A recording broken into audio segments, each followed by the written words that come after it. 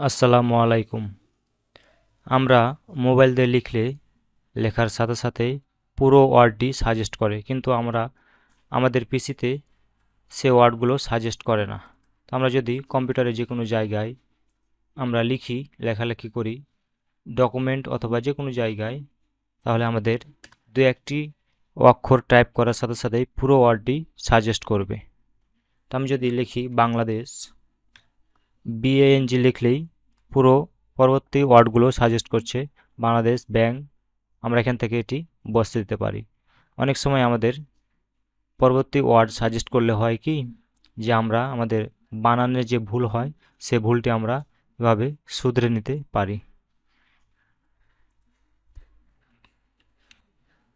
আমাদের লেখার দু একটি অক্ষর দেওয়ার সাথে সাথেই পরবর্তী ওয়ার্ড সাজেস্ট করছে, ফলে আমরা আমাদের লেখার গতি আরও বেশি হবে এবং আমাদের টাইপিংয়ে মিস্টেক হবে না।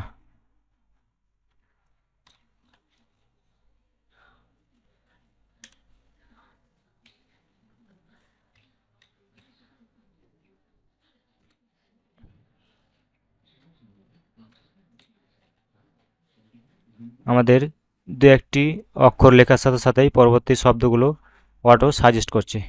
তো সেজন্য আমাদের এই সেটিংটি আমাদের কম্পিউটারে ম্যানুয়ালি চালু করে নিতে হবে। সেজন্য আমাদের প্রথমে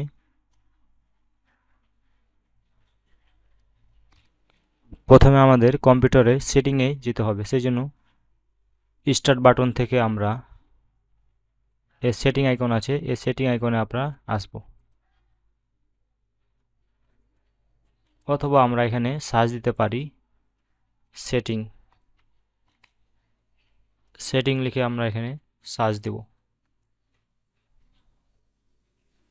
তারপরে আমরা এখানে আসব ডিভাইস, ব্লুটুথ, প্রিন্টার আর মাউস। এই ডিভাইসে আমরা ক্লিক করব।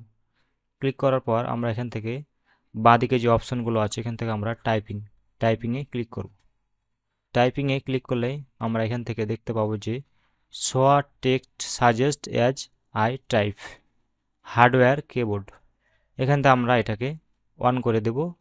নিচেরটা autocorrect misspelled word I type, এটা আমরা অন করে দেব। তাহলে আমরা যদি কোনো শব্দ লিখতে ভুল করি, আমাদের কোনো অক্ষর ভুল হয়, তাহলে এটি অটো কারেক্ট হয়ে যাবে। এবং মাল্টিগুয়াল টেক্সট সাজেশন, মানে আমরা একটা অক্ষর লিখব, পরবর্তী একাধিক শব্দ আমাদের এখানে সাজেস্ট করবে, আমরা যে কোনো একটা সিলেক্ট করে দেব। আমরা এটি অন করে দেব। এই তিনোটাই আমরা অন করে দেব, তাহলে আমাদের লেখার সাথে সাথেই ওয়ার্ডগুলো সাজেস্ট করবে।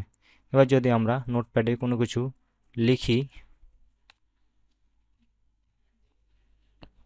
লিখি তাহলেই পরবর্তী ওয়ার্ডগুলো সাজেস্ট করবে। এভাবে আমরা ছোট্ট একটি কম্পিউটার থেকে সেটিং চালু করে দিলে আমাদের লিখতে সুবিধা হবে। তো ভিডিওটি ভালো লাগলে অবশ্যই লাইক দিবেন।